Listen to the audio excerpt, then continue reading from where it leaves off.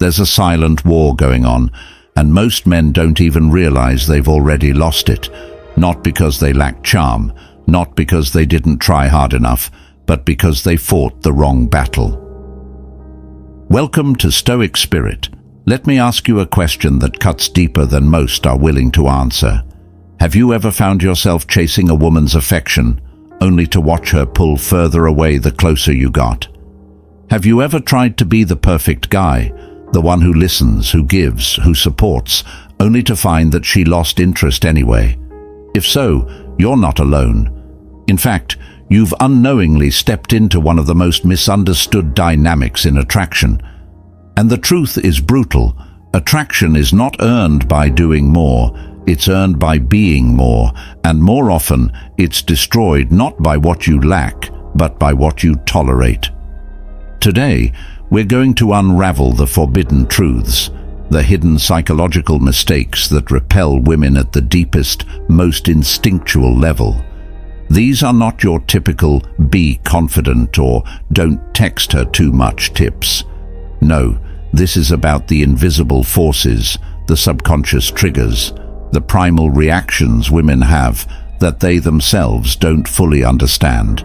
This is the unspoken reality of female attraction, and if you don't understand it, you'll keep chasing shadows, mistaking silence for mystery and distance for dignity.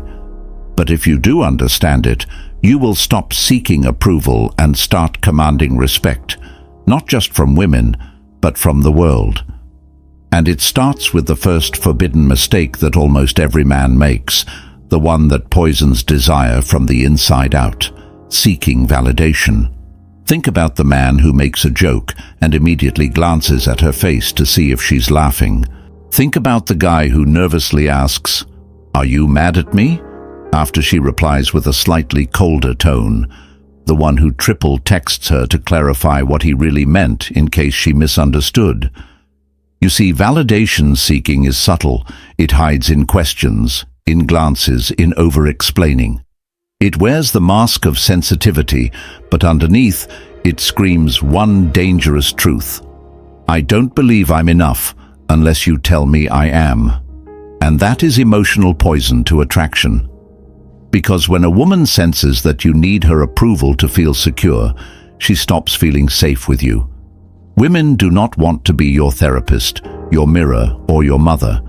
They want to feel your presence, not your insecurity. Validation seeking is a behavior rooted in emotional dependence, and emotional dependence turns a man from a presence into a burden. If she senses that her smile determines your confidence, that her mood determines your mood, she'll instinctively pull away, not to be cruel, but to survive. Because attraction dies the moment she feels like your self-worth is her responsibility. And make no mistake, she may not say it, she may not even be fully conscious of it, but she will feel it. She'll feel it in your tone, in your energy, in your need for reassurance. And her attraction won't just fade, it will vanish. So how do you kill this hidden demon of validation seeking? First, you detach from the outcome. Say what you believe without looking for a reaction. If she laughs, fine. If she doesn't, fine. Your value isn't on trial every time you open your mouth. Second, you give validation instead of seeking it. Compliment her not as a transaction, but as a reflection of your discernment. Notice something about her no one else sees, not her looks, but her character, her depth, and do it without needing anything in return. Third, you live from a core truth that is unshakable. I am enough, even if she never sees it. Because that belief, when real, radiates in every word, every look, every silence. It is the quiet power that makes a woman lean in and wonder, who is this man? And that question is the seed of desire. Now we move to the second fatal mistake, one that's praised by culture but punished by reality, putting her on a pedestal. Let's be honest, every man has been told that if he treats her like a queen, she'll treat him like a king. But in practice, the more you elevate her, the more she looks down on you. This isn't cynicism, it's biology. Because women aren't attracted to being worshipped. They're attracted to being seen. And there's a difference. When you put her on a pedestal, you don't see her. You see a fantasy. You ignore her flaws. You excuse her disrespect. And you sacrifice your own dignity just to stay in her good graces. But that fantasy is lonely. She doesn't feel adored. She feels unseen, unchallenged, unstimulated, because no woman can connect with a man who disappears the moment she walks into the room. Attraction is not born in fantasy. It's born in friction. It's born in tension. It's born in a man who can see her beauty and still call her out, who can feel drawn to her but never need her. That's when she feels something real. That's when her respect grows. And without respect, there is no desire. If you treat her like a goddess, she'll eventually test you like a mortal. And when you fail those tests, when you let her disrespect you, when you laugh nervously instead of holding your ground, when you try to win her over with compliments instead of boundaries, she won't just lose interest, she'll lose trust. So how do you kill the pedestal? You stop trying to impress and you start observing. You notice her habits. You challenge her assumptions. You engage her, not just admire her. You don't flood her with praise, because rare compliments have weight. And most importantly, you live a life so full that her presence becomes a privilege, not your purpose. Now comes the third forbidden mistake, the one most men fall into after they've been charmed, hooked, and infatuated, letting her lead the relationship. Here's the hard truth. She will test you. Not because she's manipulative, not because she's heartless, but because she needs to know if your strength is real. She will test your patience, your boundaries, your direction, and every time you collapse, apologize unnecessarily, or hand her the wheel out of fear, you teach her something she can never unsee. You are not the man she thought you were. You are not the man she can trust. Women are biologically wired to seek leadership. Not dominance, not dictatorship, but leadership. The kind of leadership that comes from vision, from purpose, from a man who knows where he's going and doesn't need her approval to walk that path. If you defer every decision to her, you're not being sensitive, you're being spineless. If you apologize just to keep the peace, you're not being mature, you're being avoidant. And if you let her steer the direction of the relationship, you're not being generous, you're being passive. And passivity kills polarity. Without polarity, attraction dies. So how do you reclaim leadership? You decide what you want. You make decisions. You hold boundaries. You listen, yes, but you don't outsource your purpose to her mood. A woman doesn't want to lead. She wants to feel safe in your direction. And when she does, she relaxes. She respects. She desires. Now we arrive at the fourth and most paradoxical law of attraction, the one that flips the entire dynamic on its head. Never be afraid to walk away. Most men treat relationships like glass, something fragile, something to tiptoe around, something that must never be dropped. But real men treat relationships like fire, something that burns brighter when it's respected, something that should be warm but never contain you. And here's the paradox. The man who is least afraid to lose a woman is the one who keeps her the longest. Why? Because he's not driven by fear. He's driven by standards. He's not choosing her because he needs to, but because he wants to. And that, to a woman, is power. When you fear losing her, you tolerate too much. You become too agreeable. You let things slide. You let her disrespect you, test you, mock you, manipulate you, because the thought of being alone scares you more than the reality of being disrespected. But that's not love. That's fear in disguise. That's not masculinity. That's emotional dependency, and dependency breeds resentment. A woman does not want to be your reason for existing. She wants to join your mission, not become it. So how do you master the walk away? You live from your values. You enforce your boundaries. And when those are crossed, you don't explain. You exit. quietly, with dignity, with finality.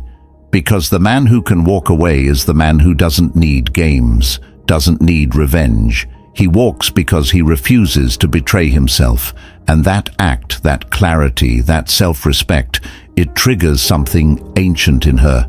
She realizes she's dealing with a man she can't manipulate, a man she has to earn, and that flips the entire dynamic. Suddenly you're not chasing her, she's wondering how to keep you. But the fifth and final mistake, the one that quietly destroys everything even if you've done everything else right, is inconsistency. A man who shifts depending on who he's around, who talks about values but abandons them in pressure, who tries to be everything for everyone and ends up being no one. That man cannot be trusted, and a woman who doesn't trust you can never desire you, because underneath all attraction is one question: is he safe? Not safe as in soft, safe as in grounded, safe as in solid. And inconsistency is emotional chaos. When you say one thing but do another, when you change your tone to avoid tension, when you agree just to be liked, you reveal the one thing no woman can unsee. You don't know who you are, and if you don't know, how can she? So what's the cure? Define your values and live them ruthlessly. Be the same man in every room. Match your words with action.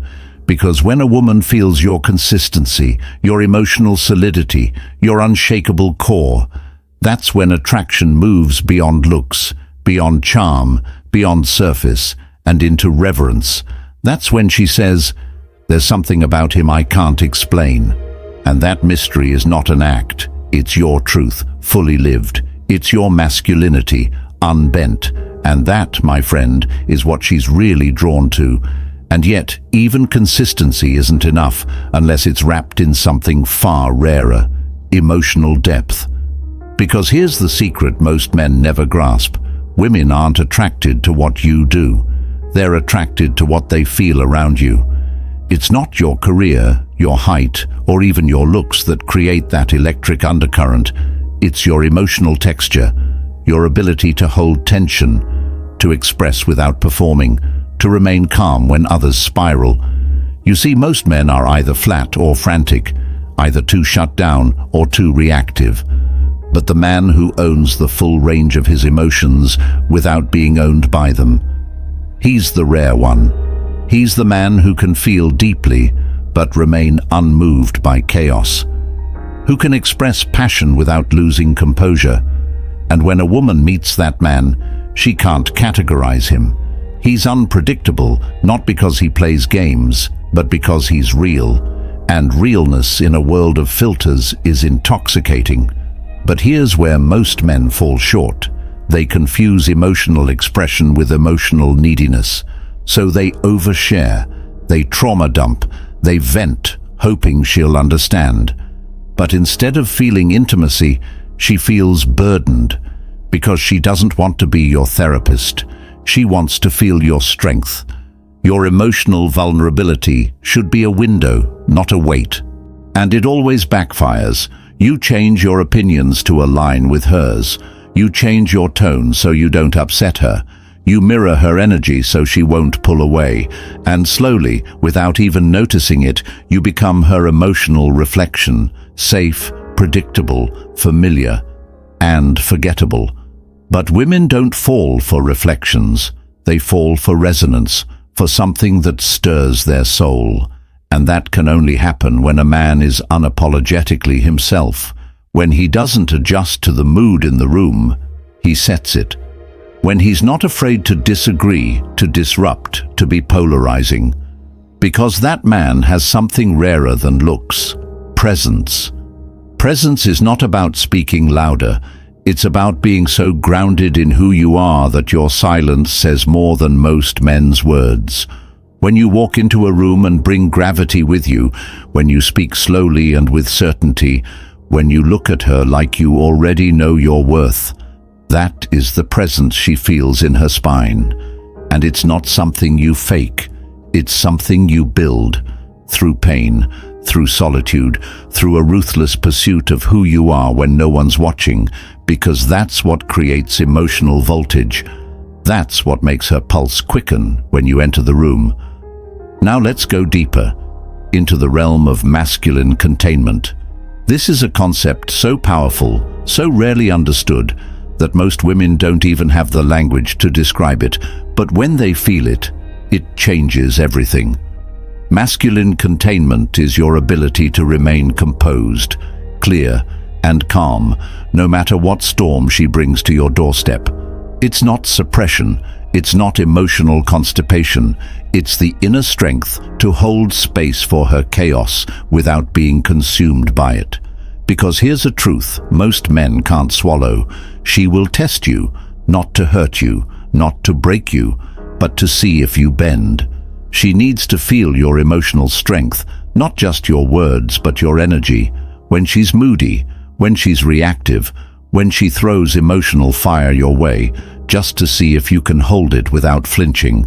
And if you react, if you lash out, if you match her chaos with your own, you fail.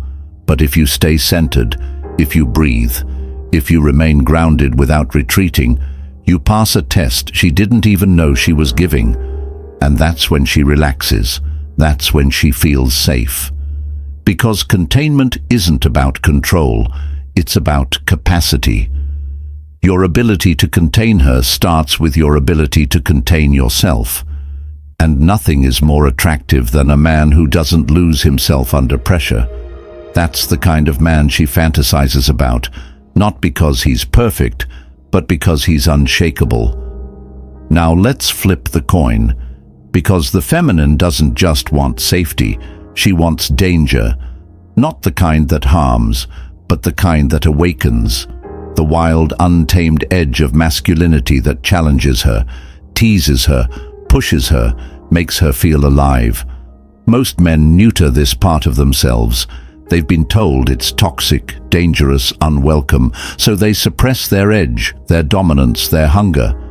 But without that energy, attraction flatlines.